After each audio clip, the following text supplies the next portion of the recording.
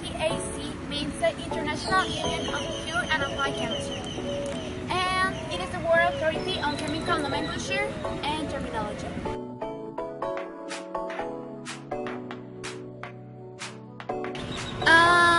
They include the new elements and they name the new elements in the periodic table on standardized methods for measurement and atomic weights, and many other critically evaluated data. The importance of naming hydrocarbons is to unite and fragment global chemistry community for the advancement for chemical sciences via collaboration and the exchange of scientific information. In the UPAC system, we have prefixes that told us the number of carbons that the hydrocarbon has. For example, the prefix net says that the hydrocarbon has one carbon, F2, propane 3, butane 4, pentane 5, hexane 6, and ethane 7, and so on.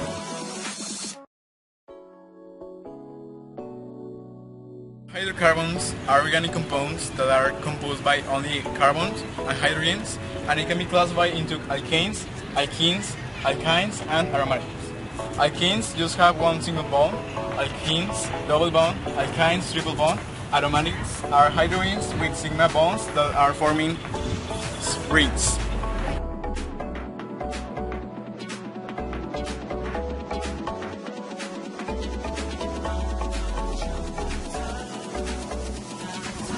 Alkanes are simple organic molecules.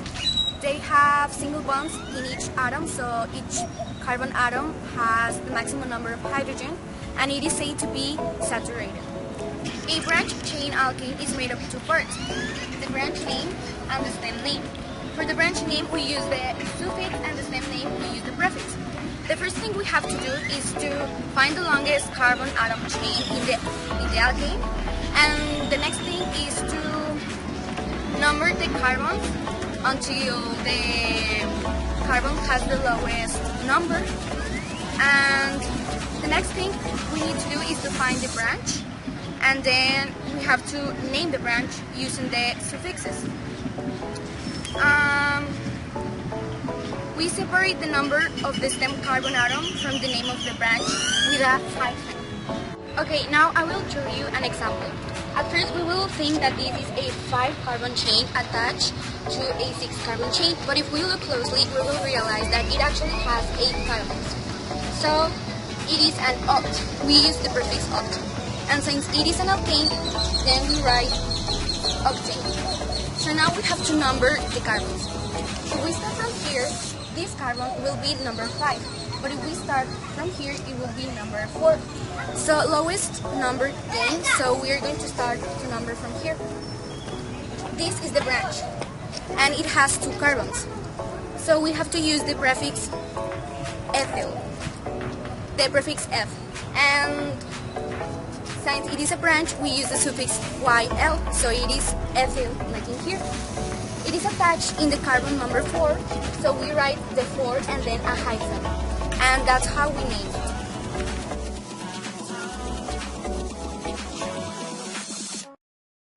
Okay, we already know that alkenes are unsaturated hydrocarbons that has double bonds between each carbon atom.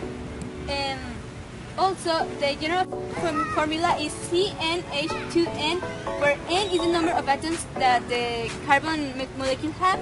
So in this case, we know that methane cannot exist because we have to have two bonds here, so it will be C2H4, knowing that is 2 by 2, 4, that will be ethene. So in order to name these carbon chains, first we need to know how many carbons it has. Here is 1, 2, 3, 4, 5, 6. It is an like alkane, hexane, but we have to change the suffix from "ane" to "in." It will be hexane.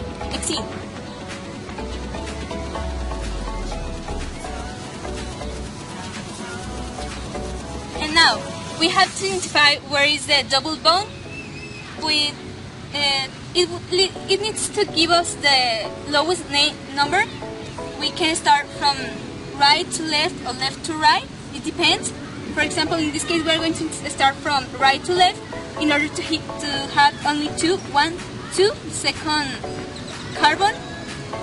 We will put here 2, the number where the carbon is, the carbon where the bond is 2, hexene, and then we are going to identify if it has a substituent. In this case, it has methyl. Now we have to count again from right to left, where the ethene is 1, 2, 3, 4, 5. In the number 5, we are going to put 5 and methyl. This will be the name of this carbon chain.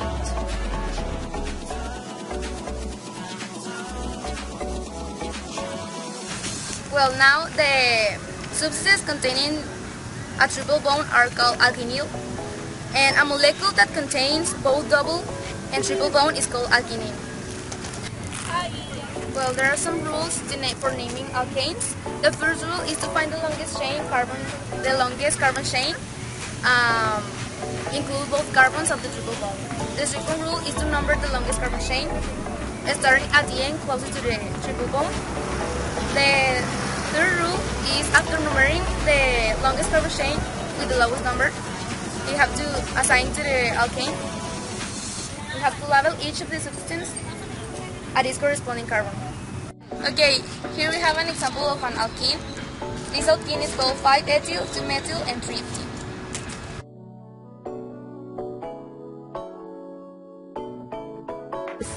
Aromatics are carbohydrates that contain one or more benzene rings. They are classified with a group of elements that replace the hydrogen atom. This group is called a substituent group.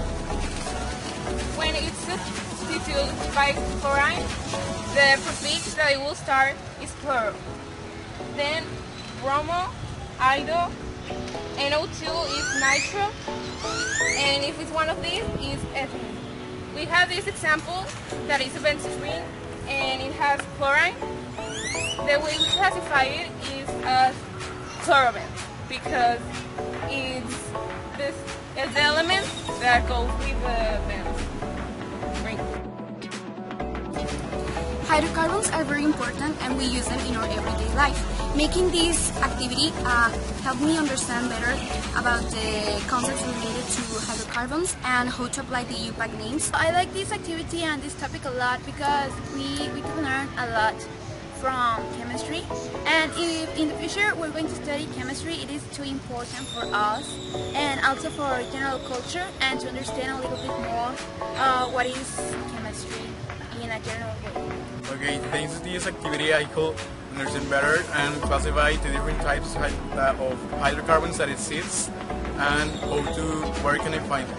This activity helps us to understand better the topics of this new class and also to understand better the UPAC rules and how to name each of the hydrocarbons. Because carbon is one of the elements that is most commonly found around us, it's very important to know more about chemistry, organic chemistry, because it helps us to know more about hydrocarbons and their properties in order to know how to use them. We use them more commonly on fossil fuels to make new energy. That's the reason why this is a very important thing to know. In this activity, we learn more about hydrocarbons. In my case, I investigate more about aromatics, and I learned how their elements and composition help people to classify them.